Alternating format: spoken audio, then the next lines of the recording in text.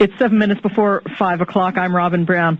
Well, the provincial government is continuing to take heed over its decision to fund some foreign students who want to study at universities here. A program announced earlier this month would see 75 foreign PhD students each year receive scholarships. Those scholarships would be worth about $140,000 per student spread over the 4 years of their study. Now, the provincial Tories have started a petition aimed at having the program scrapped, and they say that the money should be spent on Ontario students instead. But you won't see my next guest's name on that petition. Sandy Hudson is chair of the Canadian Federation of Students Ontario chapter, and she joins us now here in the studio to explain why the Students' Organization actually likes this program. Good afternoon, Sandy. Thanks for coming in. Hi, thank you. Now, why do you think this is a good program?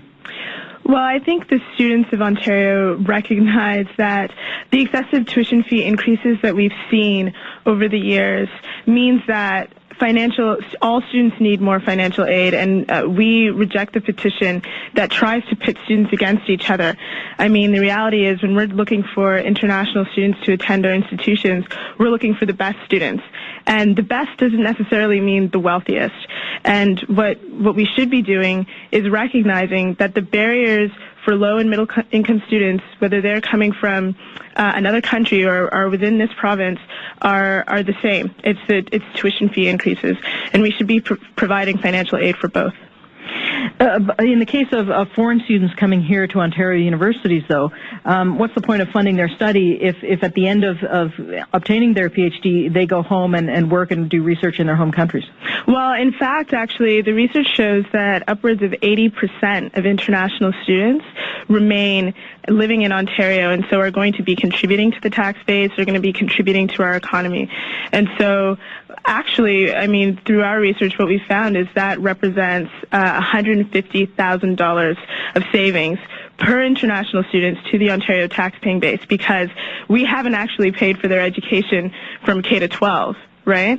And so it's actually a net benefit to us to make sure that we are funding or ensuring that international students are able to study here. Let me go back to the beginning a little bit for the foreign students. Do they have higher expenses to begin with? Yes, absolutely. So the average tuition fees for domestic undergraduate students is $6,300. For graduate students is $9,500, and for international students is $18,000. So that's where the scholarship money obviously comes in. Yeah.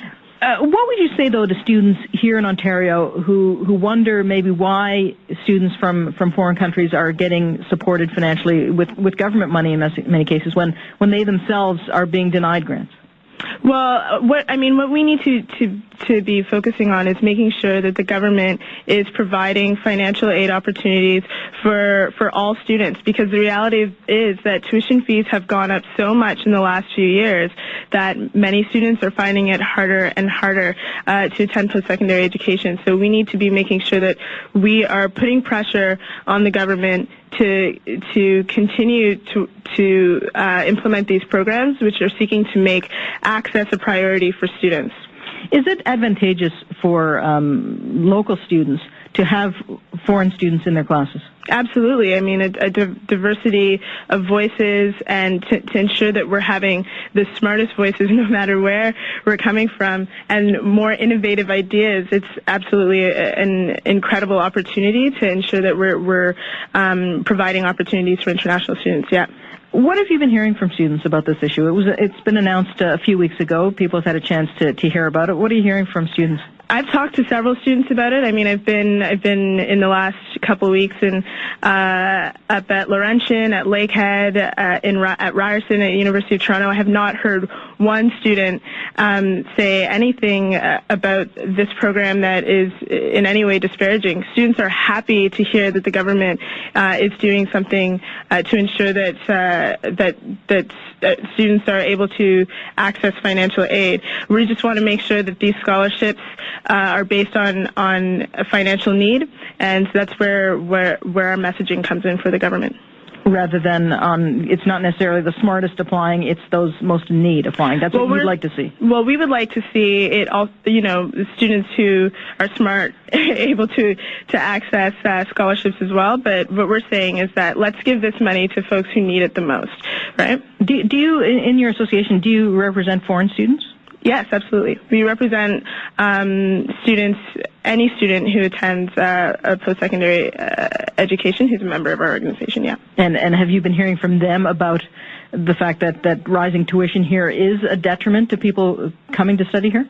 Oh, absolutely. I mean, what we have to recognize is that international tuition fees are not regulated in any way by the government. And so students I went to the University of Toronto, and 1 year music students who are international students were facing 25% increase in their tuition fees, and that's not something that they planned for. It's not something they had any way of knowing was going to come down the pipe. And then when we also factor in the economic crisis and the fact that currencies are changing, it becomes a very volatile situation for international students, and many find that they can't continue.